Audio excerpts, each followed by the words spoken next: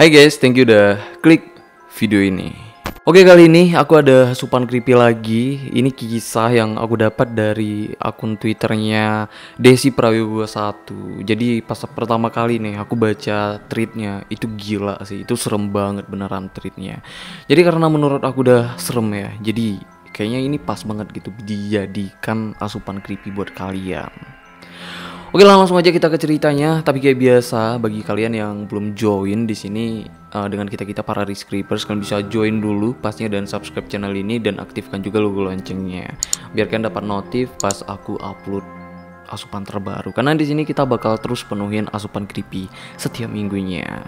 Oke lah, kita mulai ceritanya. Tapi kayak biasa, siapkan cemilan dan minuman kalian, cari posisi ternyaman, redupkan juga lampunya. Kita mulai ceritanya.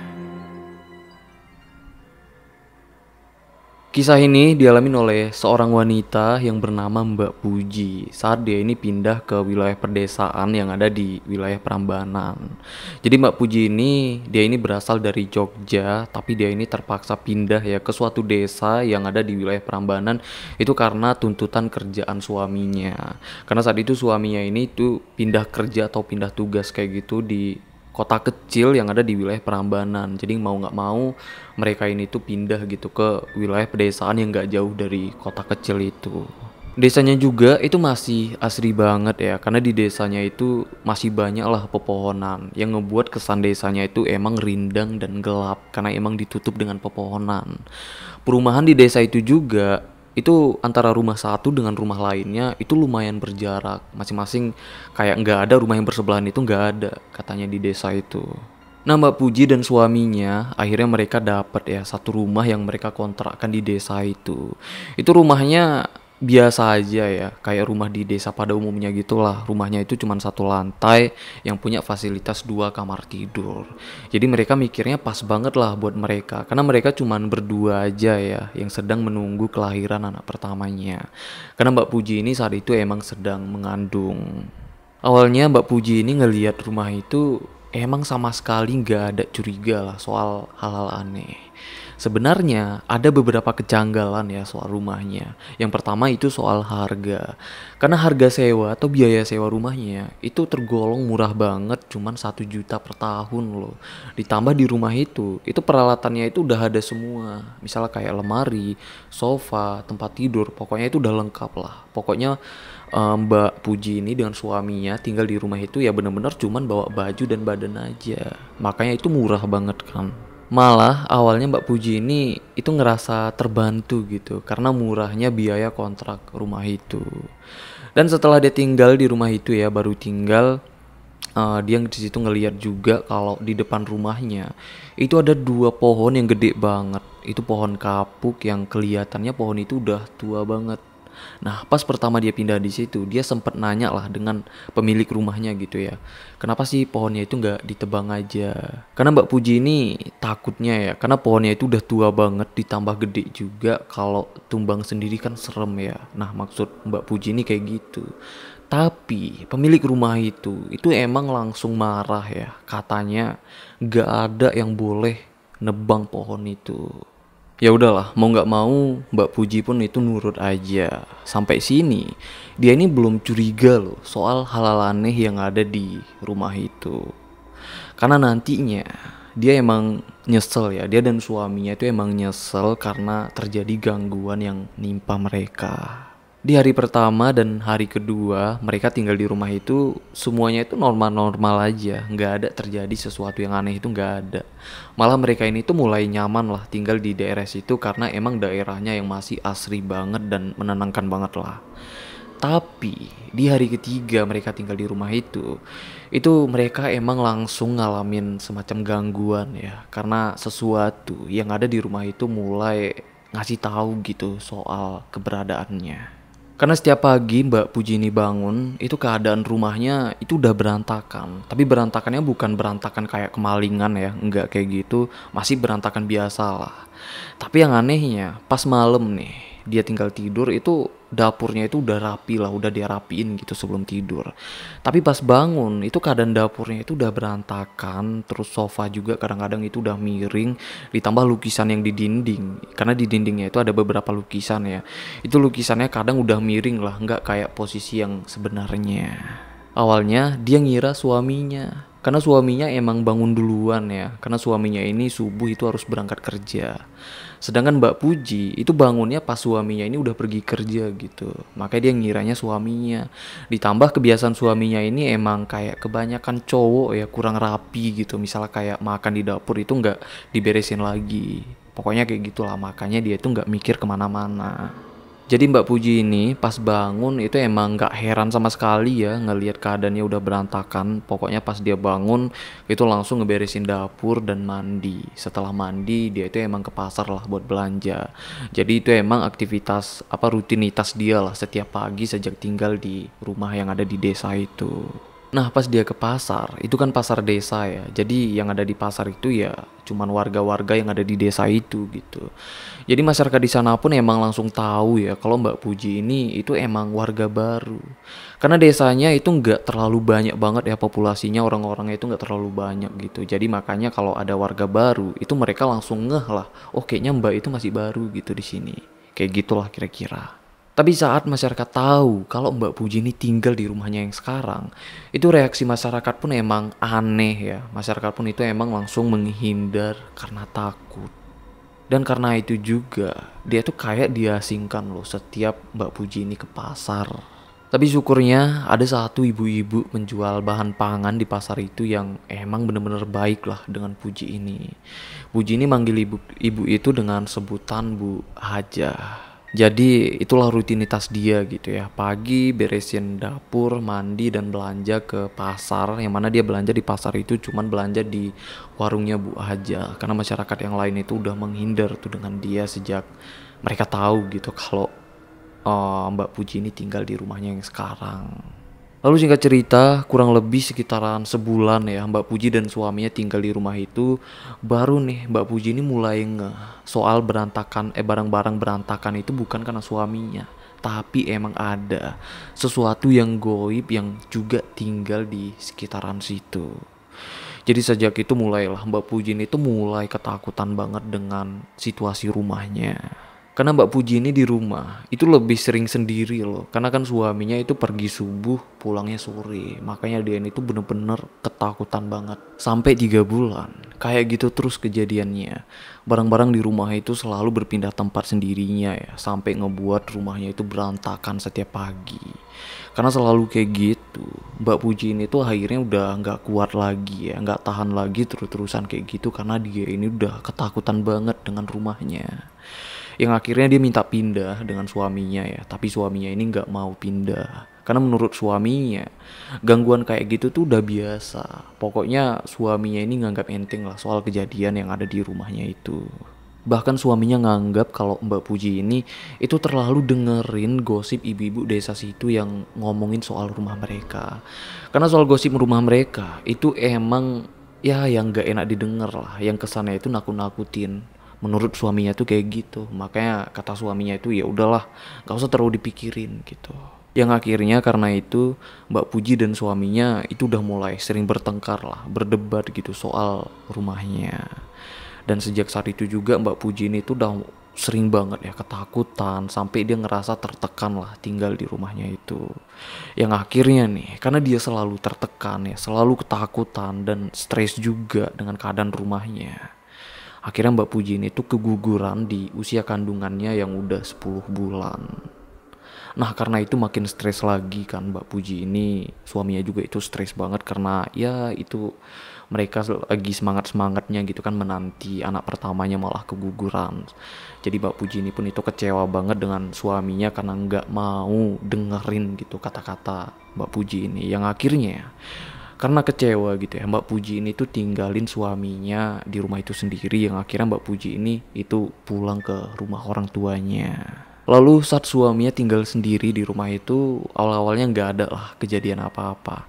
Tapi setelah seminggu ya, dia tinggal sendiri di rumah itu. Mulai nih, dia pun ngerasain itu semacam rasa yang nggak nyaman banget ya di rumah itu. Yang mana dia juga itu ngerasain rasa yang sama yang dirasain dengan Mbak Puji. Karena setiap dia bangun, itu dapurnya udah berantakan. Pokoknya nggak seberantakan yang kayak dia tinggalin tidur gitu. Padahal yang tinggal di rumah itu kan cuma dia sendiri. Nah di situ tuh baru dia juga itu bener-bener lah ngerasain yang kayak dirasain dengan Mbak Puji. Di situ dia baru nyesel nih. Ternyata bener gitu yang kata istrinya. Akhirnya karena suaminya juga itu udah nggak kuat tinggal sendiri di rumah itu, akhirnya suaminya pun pindah lah ke mes tempat kerjanya. Di sana dia tinggal sementara karena emang nggak ada pilihan lain tempat dia tinggal. Setelah berbulan-bulan Mbak Puji ini tinggal di rumah orang tuanya dan suaminya itu tinggal di mes tempat kerjanya ya. Akhirnya Mbak Puji ini kepikiran juga gitu, kasihan lah dengan suaminya karena dia kepikiran kayaknya suaminya itu nggak ada yang ngurusin. Nah akhirnya karena dia kasihan, dia datengin lah suaminya itu ke mes tempat kerjanya ya, tempat dia tinggal. Jadi di situ dia emang udah ngelihat suaminya itu udah kurus banget, yang emang kelihatan kayak nggak terawat gitu. Karena makan dan tidurnya itu bener-bener nggak beraturan. Akhirnya mereka rencana itu mau tinggal bareng lagi ya, tapi tinggalnya itu nggak di rumah itu lagi. Jadi mereka ini rencananya mau nyari rumah lain yang masih di desa itu gitu. Karena tempat kerja suaminya itu masih di kota kecil yang dekat dengan desanya gitu. Makanya itu efektif banget lah kalau tinggal di desa itu. Jadi suaminya ini nggak terlalu jauh banget gitu pulang pergi dari tempat kerjanya. Lalu mereka pun nyari rumah yang saat itu dibantuin dengan Bu Hajah ya. Jadi kalian masih ingat kan Bu Hajah? Jadi Bu Hajah ini emang satu-satunya masyarakat desa di sana yang nggak ngejauhin Mbak Puji ini gitu. Jadi mereka itu bertiga ya, dia, suaminya dan Bu Hajah itu muter-muter desa lah nyari rumah yang bisa dikontrakkan. Tapi sayangnya nggak ada pemilik kontrakan yang mau menyewakan rumahnya ke Mbak Puji ini.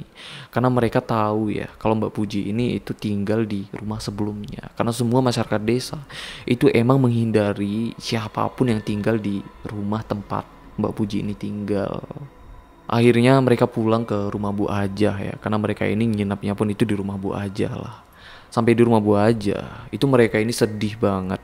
Yang sedihnya bukan karena nggak nemu rumah, tapi nggak ada yang mau nampung mereka di rumahnya gitu. Maksudnya kayak pemilik kontrakan itu nggak ada yang mau nampung mereka kan.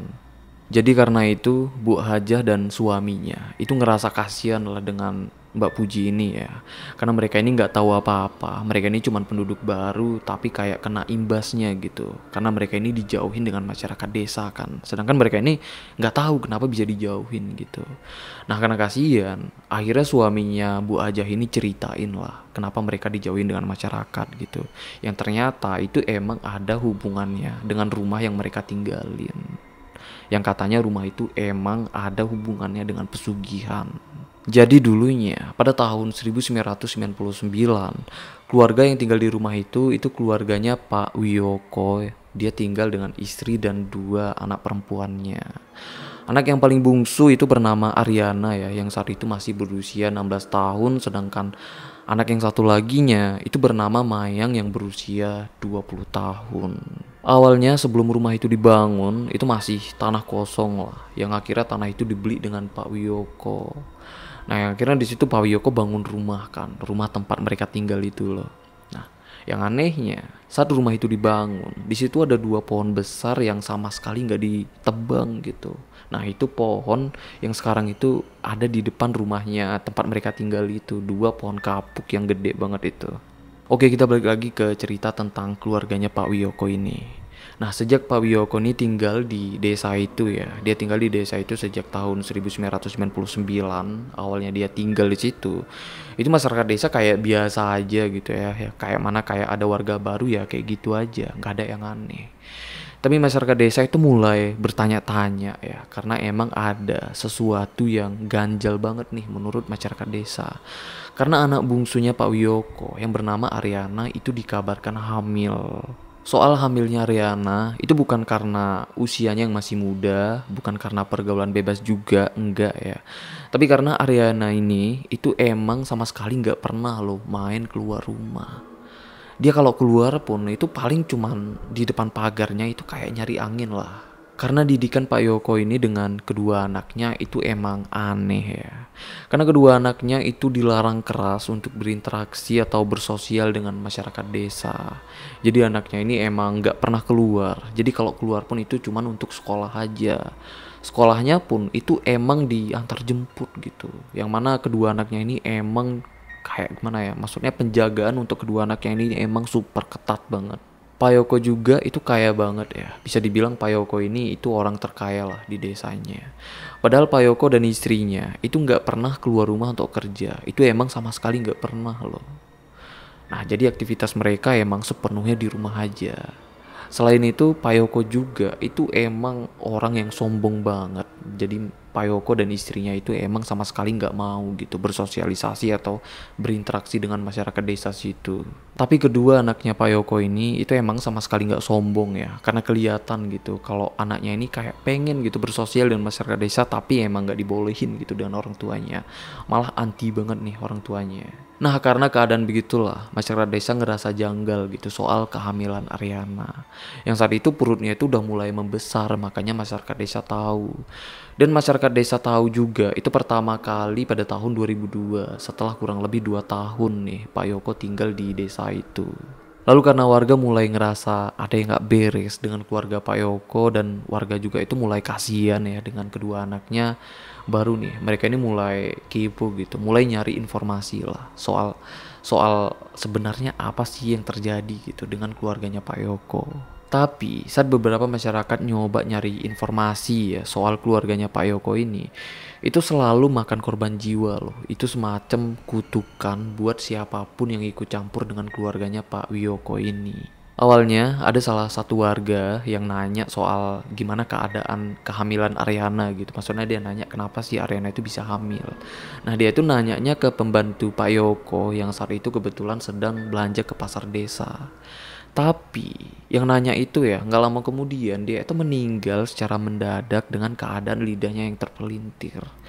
Tapi awalnya soal meninggalnya salah satu warga yang nyoba tanya tadi ya, itu nggak ada yang tahu lah kalau meninggalnya itu ada kaitannya dengan keluarganya Pak Yoko. Tapi setelah terus bertambahnya jumlah warga yang meninggal secara mendadak setelah nyoba nyari informasi ya atau nyoba ikut campur dengan keluarganya Pak Wiyoko, itu terus bertambah. Baru nih masyarakat desa itu mulai curiga, kayaknya itu ada hubungannya dengan keluarganya Pak Wiyoko. Karena itu warga desa situ pun ngumpul lah, dan mereka itu marah banget ya. Yang mana mereka ini ngumpul itu semacam demo lah ke rumahnya Pak Yoko. Itu nyuruh Pak Yoko ini keluar. Tapi saat itu Pak Yoko ini emang gak tanggepin ya soal hal itu ya. Dia cuek aja gitu di dalam rumah. Nah, tapi malamnya setelah mereka demo itu ya, semua masyarakat yang ikut dengan demo itu semua ngalamin sakit-sakit yang aneh banget, dan di kulitnya juga itu ada bintik-bintik merah yang rasanya itu gatel banget. Akhirnya mereka semua ya yang kena sakit-sakitan setelah demo itu semuanya berobat lah ke tetua atau orang yang ngerti soal hal-hal begituan. Nah, di situ tetua itu juga ngejelasin kalau mereka semua itu emang kena penyakit yang mana itu karena teluh. Jadi teluh itu semacam santet lah. Untungnya mereka semua itu selamat ya. Jadi cuman sakit-sakitan aja gitu. Yang itu pun cuman sebentar aja. Tapi karena itu semua masyarakat desa di situ itu udah pada takut ya dengan keluarganya Pak Yoko, dan karena itu juga mereka itu kayak menghindar atau nggak mau ikut campur lah dengan keluarganya Pak Yoko. Lalu beberapa bulan kemudian terjadi lagi nih sesuatu soal keluarganya Pak Yoko. Yang mana itu terjadinya saat tengah malam ya, saat heningnya malam. Tiba-tiba seluruh masyarakat desa itu dengar suara teriakan Ariana yang itu suaranya menggelegar banget. Yang mereka bingung ya, yang ngebuat mereka heran juga. Rumah di desa itu rumahnya itu nggak ada yang berdempetan gitu. Jadi jarak rumah satu dan rumah lainnya itu lumayan jauh lah. Tapi suaranya itu bener-bener kedengeran dengan satu desa. Jadi itu bukan normalnya suara manusia lah. Jadi kalau emang itu suara manusia pasti kedengarannya itu paling cuman 100 meter karena yang paling jauh. Tapi ini emang bener-bener kedengaran jauh banget gitu. Tapi suaranya itu bener-bener suara Ariana. Jadi masyarakat desa situ emang udah takut lah untuk ikut campur. Tapi mereka ngerasa kasihan juga dengan Ariana, makanya mereka itu bingung lah, nggak tahu mau ngapain. Dan pihak desa juga itu kayak RT dan RW itu sama kayak warga yang emang takut gitu untuk ikut campur dengan keluarganya Pak Yoko. Lalu jam 3 pagi, salah satu warga itu ada yang ngintip lah. Dia itu ngeliat ya, jam 3 pagi setelah teriakan Ariana, dia tuh ngeliat kayak ada aktivitas di rumah Pak Yoko. Itu semacam aktivitas segerombolan orang yang pakai baju seragam warna merah dan hitam. Yang itu naik mobil mewah lah di rumahnya Pak Yoko ini. Jadi dia itu ngeliat juga di situ Ariana ya, yang itu sedang duduk, yang mana itu mukanya pucat banget tapi perutnya itu udah kempes, yang mana dia itu duduk di depan rumah lah. Jadi salah satu warga yang ngelihat ini besoknya dia ngasih tahu lah ke warga-warga lainnya, yang mana akhirnya semua masyarakat desa itu jadi tahu ya, tapi semua juga itu jadi bertanya-tanya gitu, sebenarnya apa sih yang terjadi dengan Ariana. Jadi mereka cuma penasaran aja gitu, tapi kalau buat ikut campur mereka itu benar-benar itu udah nggak berani ya. Lalu beberapa bulan kemudian, tepatnya di akhir tahun 2002, itu masyarakat kaget ya, karena mereka ngeliat Ariana yang saat itu udah ada di tengah-tengah pasar sendiri dengan keadaannya yang udah lusuh banget dan bau juga. Di situ Ariana nangis-nangis ya, minta tolong dengan semua orang yang ada di pasar. Tapi saat itu semua masyarakat ngerasa kasihan, tapi nggak ada satu masyarakat pun yang berani nolongin dia. Saat itu perutnya Riana itu udah besar lagi, yang ternyata dia itu udah hamil lagi loh. Nah di situ akhirnya dia ini ditanya lah dengan warga, kenapa dia ini tuh bisa keluar gitu. Nah katanya saat itu ibu, bapak, dan kakaknya itu sedang keluar rumah. Jadi mungkin di rumah itu sedang gak ada orang ya, jadi dia itu berusaha kabur. Yang katanya dia tuh emang pengen kabur dan pengen menjauhi keluarganya. Karena dia sendiri ngaku kalau dia itu dijadikan tumbal pesugihan bapak ibunya. Soal kehamilannya, katanya ya kalau dia itu dihamilin jin. Jadi kalau anaknya lahir, itu tubuh bayinya itu akan dimakan jin dan kepala bayinya itu akan dikuburkan di bawah pohon kapuk yang ada di depan rumahnya. Tujuannya itu untuk persembahan. Dengar itu, semua warga itu ngerasa ngeri, jijik, dan kasihan juga ya dengan bayi yang dia lahirkan. Biarpun mereka itu nggak tahu apakah itu bayi manusia atau bukan gitu ya. Dan mereka pastinya kasihan juga dengan Ariana ini. Tapi tetap aja mereka itu nggak bisa berbuat apapun. Yang akhirnya saat itu juga datanglah seseorang gitu ya yang langsung menjemput Ariana ini pulang. Dan sejak saat itu masyarakat desa itu nggak dengar kabar soal Ariana itu lagi. Lalu setahun kemudian di tahun 2003 warga itu kaget ya, heboh karena ngelihat Ariana itu udah tergantung bunder di pohon yang ada di depan rumahnya, di pohon kapuk itu loh. Yang akhirnya kasus ini pun karena udah menyangkut itu ya, jadi kasus ini pun ditanganin polisi lah. Nah saat itu semua masyarakat desa itu ngerasa kasihan dengan Ariana, dan mereka juga itu yakin banget kalau Ariana itu kayaknya itu bukan bundir gitu, kayaknya emang adalah pelakunya gitu.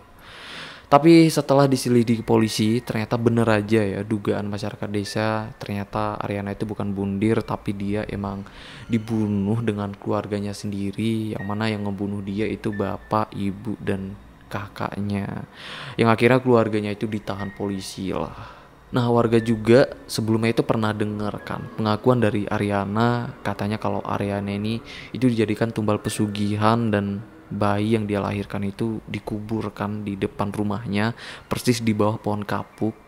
Jadi masyarakat desa pun itu nyaranin polisi lah, coba aja gitu digali, kali aja bener. Tapi pas digali ternyata bener aja dong, polisi itu nemuin ya dua tengkorak bayi, yang satunya itu udah jadi tulang, yang satunya lagi itu masih utuh, tapi itu tinggal kepalanya aja. Setelah penemuan itu, polisi pun akhirnya menggeledah rumahnya. Di sana polisi menemukan satu ruangan ya. Di dalam ruangan itu ada dua ari-ari yang berasal dari dua bayi yang berbeda yang udah ada di dalam botol. Yang diduga itu untuk media persembahan atau semacam praktik ilmu hitam gitulah. Setelah keluarga Pak Yoko ditahan dan dipenjara, itu masyarakat desa emang nggak dengar kabar soal mereka lagi lah. Tapi saat itu rumahnya Pak Yoko ini diserahkan ya ke adik kandungnya yang bernama Mbak Wiwi. Yang mana Mbak Wiwi ini juga itu setelah rumah itu kosong ya karena pemilik rumahnya ditahan, rumah itu sempat kosong juga yang akhirnya rumah itu ditempatin lah dengan adiknya Pak Yoko, Mbak Wiwi itu. Tapi nggak lama nih Mbak Wiwi tinggal di desa itu, tepatnya di rumah Pak Yoko, itu mereka pun mendadak pindah lagi. Tapi soal itu nggak tahu ya kenapa dia itu pindah lagi. Ya tapi diyakinin kayaknya itu emang ada gangguan yang terjadi di rumah itu. Makanya Mbak Wiwi itu nggak tahan gitu lama-lama tinggal di rumah itu. Yang akhirnya rumah itu pun kosong lama banget, yang akhirnya rumah itu dikontrakkan lah dengan Mbak Puji. Jadi itulah ceritanya yang diceritain dengan suaminya Bu Hajah ini ya, soal tragedi masa lalu yang pernah terjadi, yang mana itu mengerikan banget ya, yang pernah terjadi di rumahnya Mbak Puji ini. Jadi suaminya Bu Hajah ini tahu soal kejadian itu karena adiknya itu ya, adiknya dari suaminya Bu Hajah ini itu pernah jadi pembantu rumah tangga di rumahnya Pak Yoko dulu. Makanya dia tahu. Lagi pula dia dapat informasi ya itu dari masyarakat desa gitu. Karena semua masyarakat desa emang tahu lah soal kejadian masa lalu di rumah tempat Mbak Puji ini tinggal. Nah jadi karena dengar cerita dari suaminya Bu Haja, itu Mbak Puji emang udah makin takut ya, makin bulat tuh pikirannya untuk benar-benar pindah gitu dari rumah itu. Tapi setelah itu dia balik ya ke rumahnya yang katanya itu untuk ngambil baju. Jadi pas dia ngambil baju di situ emang ada kejadian lagi pas dia balik ke rumahnya itu yang katanya rumah itu sebenarnya udah dia tinggalin selama kurang lebih 2 bulan. Tapi pas dia balik, itu keadaan rumahnya itu kayak bener-bener udah kosong selama bertahun-tahun loh. Dia sendiri itu ngerasa aneh lah dengan keadaan rumahnya yang udah aneh dan gak logis kayak gitu. Yang akhirnya dia buru-buru kan ngambil beberapa barangnya yang dia perlukan. Tapi nih, saat dia di dalam rumah, dia tuh kayak ngedenger suara orang ya. Yang mana suaranya itu kayak minta rumahnya itu dirawat dan dibersihkan lah. Nah denger suara kayak gitu itu bener-bener ngeri banget kan, serem banget. Sedangkan di rumah itu cuma ada Mbak Puji ini sendiri. Nah tapi yang anehnya ya, dia karena denger suara itu yang dia yakinin mungkin ya itu arwahnya Ariana, yang mungkin arwahnya itu nggak jahat gitu ya, dan dia karena dia juga itu merasa gimana ya, biasa kalau orang nih dapat gangguan kayak gitu kan takut. Nah tapi Mbak Puji ini tuh malah nggak takut ya, karena dengar suara itu dia malah nelpon suaminya itu untuk pulang. Maksudnya itu untuk tinggal lagi di rumah itu. Karena dia kayak ngerasa mungkin ada hantu di rumah itu, tapi hantunya itu nggak mengganggu dia gitu ya. Ya udahlah, yang akhirnya suaminya itu pun nanya lagi ya dengan Mbak Puji ini, serius nih mau lanjut tinggal di sini. Ya udahlah, di situ Mbak Puji pun jawab serius, dan mereka pun itu udah mikir-mikir lagi, mungkin karena nggak ada pilihan rumah lain lagi ya. Jadi ya mereka lanjut lagi tuh tinggal di rumah itu 6 bulan lagi. Nah lalu nih setelah dia lanjut lagi tinggal di rumah itu ya, Mbak Puji awalnya itu kan pas hamil itu keguguran ya. Pas dia tinggal di situ lagi, itu keguguran lagi tuh. Dia hamil kedua kalinya dan keguguran kedua kalinya. Jadi itu nggak tahu ya. Dia kegugurannya itu tengah malam, jam 2 malam. Jadi itu mereka nggak tahu kenapa bisa keguguran 2 kali loh kegugurannya di rumah itu. Apakah mungkin karena rumah itu ya? Mbak Puji ini ngalamin keguguran karena sejarah rumahnya juga itu emang berkaitan dengan bayi, dengan janin gitu kan. Tapi itu nggak ada yang tahu. Dan soal biasa kalau sekte itu kan bukan dilakukan dengan satu orang ya, itu pasti ada orang lain yang ikut berkaitan lah atau berkelompok gitu dengan Pak Yoko. Tapi saat itu tuh nggak ada yang tahu ya itu kelompok sektinya dan siapa aja, karena Pak Yoko di penjara itu lebih milih bungkam gitu, emang nggak mau ceritain siapa-siapa aja yang terlibat soal kejadian itu. Jadi itulah ceritanya ya, kurang lebih kayak gitu ceritanya. Jadi kalau emang ada salah atau memang ada kurang dari cerita yang aku sampein, mohon maaf karena aku juga manusia gitu kan, karena di sini aku sebagai storytelling bukan peneliti atau bukan mempresentasikan hasil karya ilmiah, nggak juga gitu, tapi aku berusaha pengen menyampaikan ke kalian itu secara semaksimal mungkin lah.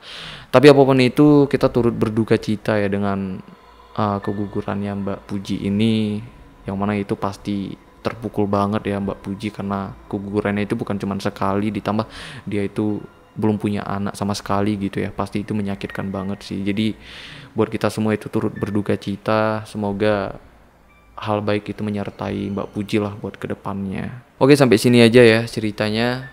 Semoga dari cerita ini ada pembelajaran yang bisa kita petik gitu ya, karena ya pesugihan, aku nggak tahu sih, aku ngeri banget sih mikirnya, kenapa sih orang itu masih mau gitu ngelakuin pesugihan padahal ini udah di tahun 2021 2020 mungkin ya kejadiannya ini. Tapi mudah-mudahan dari kita semua bisa jadikan ini pembelajaran, dan pastinya dari kisah ini bisa jadi asupan creepy buat kita semua gitu. Jadi thank you banget nih buat kalian yang masih nonton, yang masih dengerin ya cerita ini sampai sini, thank you banget. Jadi aku Rizka Wadiono, bye bye.